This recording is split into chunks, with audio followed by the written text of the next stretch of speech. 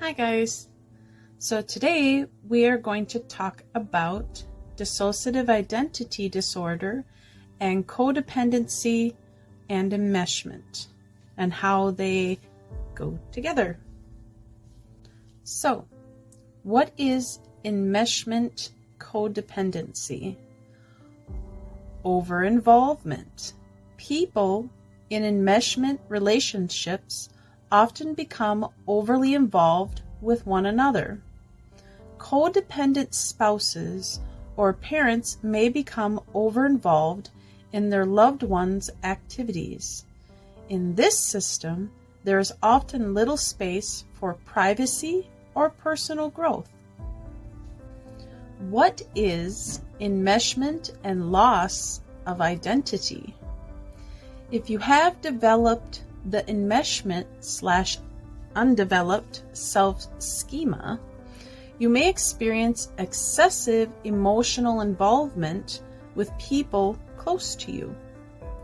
This is often linked with a low sense of core identity and the feeling of drifting or losing sense of who you are.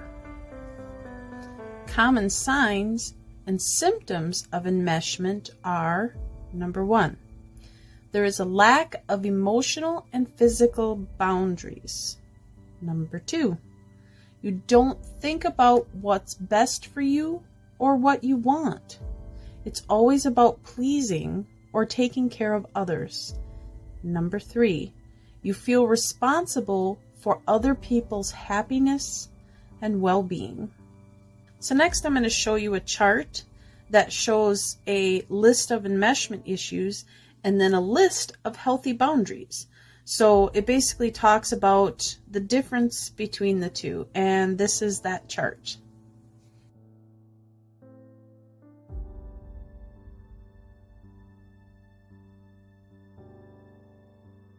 Now, does enmeshment lead to codependency? Enmeshment does lead to codependency. When two people in a relationship are established in patterns of enmeshment with one another, they become emotionally codependent. The theme song for enmeshment and codependency is the same tune. Since I feel what you feel, you are responsible for how I feel. Why are codependents so needy? Codependents are needy, demanding, and submissive. They suffer from abandonment, anxiety, and to avoid being overwhelmed by it, they cling to others and act immaturely. These behaviors are intended to elicit protective responses and to safeguard the relationship, if you have one, with their companion, mate, friend, etc., upon whom they depend on. So, what types of trauma causes codependency? Childhood trauma is often a root cause for codependency. They don't always result, but for many people, codependent relationships are a response to unaddressed past traumas. One reason may be that childhood trauma is usually family-centered. Abuse, neglect, domestic violence, depression, anxiety, substance misuse, eating disorders, all these things, and even things like divorce or fighting, can start to cause that codependent or enmeshment issues as a child into teenhood, and it will drag into your adulthood with DID. And your alters can even pick up those issues and deal with them kind of issues in a very intense form. Next, I'm going to show you a chart that talks about the characteristics of codependency, and you can pause the video anytime, take a screenshot, whatever you need to do. And it's 1 through 14. So it shows you 14 different characteristics of codependency. And here's that chart.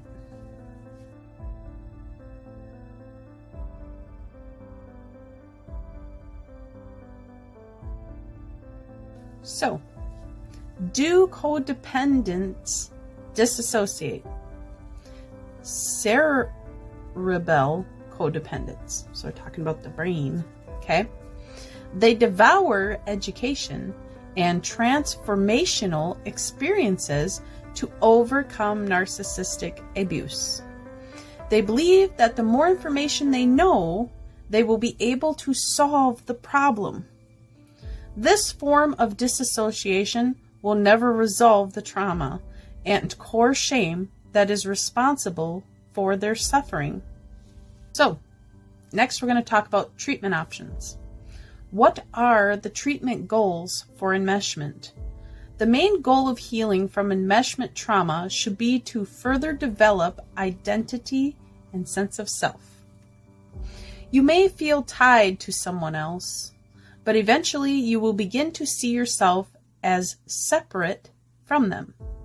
You may feel insecure and lack self-confidence while you explore who you are. Be gentle to yourself. That's all I got to say on that. Be gentle, bit by bit, in therapy. So, next, how to break the cycle of enmeshment. I'm going to give you 4 components of reversing enmeshment and becoming healthier that is more authentic to you and your needs. Number 1, set boundaries. Learning to set boundaries is an imperative thing if you're going to change enmeshment relationships. Number 2, discover who you are. Enmeshment prevents us from developing a strong sense of self. Number 3, stop feeling guilty and shame. It's something that was embedded into you and you got to learn to not let that eat you up, okay? Number 4, get support and get some therapy so you can undo all them years of enmeshment and codependency. So next I want to show you another chart, and this chart is about recovery suggestions for codependency. And it's got 1 through 18, and here's that chart.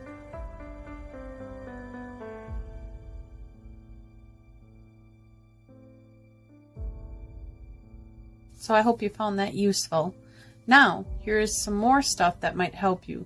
This is how to break codependent trauma bonding.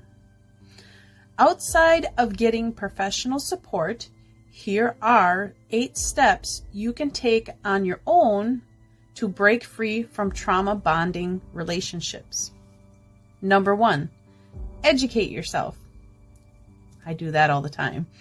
Number 2, focus on the here and now. And again, if you're having trouble with that because you have DID, there are steps to easily solve that, and that's the 5 things you see, 5 things you smell, 5 things you touch. Grounding tools to help you focus in the here and now. Number 3, create a safe place. So a lot of times, like me, I have a family, I have children. My room is my safe place. So when this door is shut, it is my time, my freedom, and if I'm not hurting anybody or harming myself, I'm entitled to that time. Number 4, find support. Connect with people that relate to you and talk about things and make the healing a little better. Number 5, practice good self-care. That can be hard sometimes with DID because there are days where you don't want to do anything, especially if you have fibropots, things like that. So you always want to take your time and do things for yourself. You know, if you're not feeling good, take a hot shower, take a cold shower, go outside for a walk, all that stuff. Number 6, make future plans. So the nice thing about that is if you make future plans, you can plan ahead of time, even little things like going out shopping or a trip somewhere. If you plan ahead, pack ahead, know where the bathrooms are, it makes it a little more fun and it makes it a little more easier.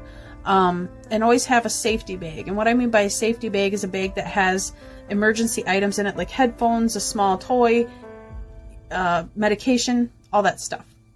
Number 7, develop healthy relationships. And what they mean by that is relationships with boundaries. So if you feel like you're getting overwhelmed dealing with someone else, then you step back and you say, I need some time. I care about you, but I need some time. Can I have this amount of time? And usually people are pretty understanding of that. And number 8, this is our last one. Give yourself permission to heal. You have to give yourself permission to heal. Because if you don't, you're going to get stuck in that chaotic phase. And trust me, you don't want that. So, all right. Well, I hope you found this video useful. You're more than welcome to use it in your therapy with your mental health care professional or for home use. But that's all I got today, guys. Love yous. Bye.